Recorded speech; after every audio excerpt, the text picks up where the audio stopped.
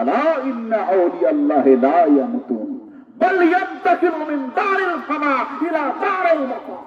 সুবহানাল্লাহ। সাবধান, আল্লাহর ওলিরা মরে না, জিন্দা, বরং এক বাটি থেকে পরিবর্তন করে তারা আরেক বাটিতে যায়। এই দুনিয়া থেকে তারা কবরের জগতে চলে যায়।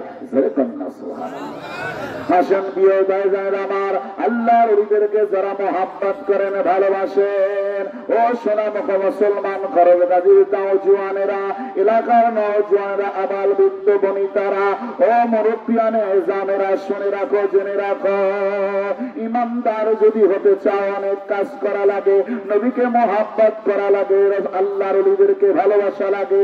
বাজানরা আমার, ওলিদেরকে না ভালোবাসলে রাসূল পাওয়া যায় না, রাসূলকে না পাওয়া গেলে আল্লাহকে পাওয়া যায় না। বলেন ঠিক কিনা? ইমানদার ব্যক্তি যখন ওই নামাজ পড়ার চিন্তা ভাবনা করবে, সুবহানাল্লাহ বলেন, আরে যখন ফেরেশতা তাকে প্রশ্ন করবে, মুনকারি ওয়া নাকিরা, মানে মুনকার নাকির ফেরেশতা তাকে প্রশ্ন করবে যখন, আমান হাযার রাসূল, এই ব্যক্তিকে, আমা মা কুনতা, এই ব্যক্তি সম্পর্কে তোমার অভিমত কি, আমার রাসূল সম্পর্কে। ইমানদার যখন হবে তখন বলবে মুহাম্মাদুর রাসূলুল্লাহ সাল্লাল্লাহু আলাইহি ওয়াসাল্লাম আমাদের নবী। যেরকম সুবহানাল্লাহ।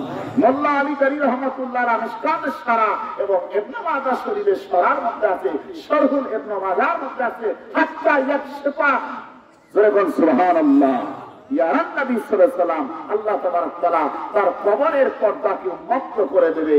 কবরস্থ যারা ইমানদার আল্লাহর ওলি কবরে শুয়ে আল্লাহর হাবিবকে মদিনা শরীফ থেকে দেখতে পারবে। সুবহানাল্লাহ বলেন। সেই রাসূলকে যদি আমরা ভালোবাসি, মহব্বত করি, তাহলে আমাদের আপনার মুক্তি মিলবে। কথা বলেন ঠিক?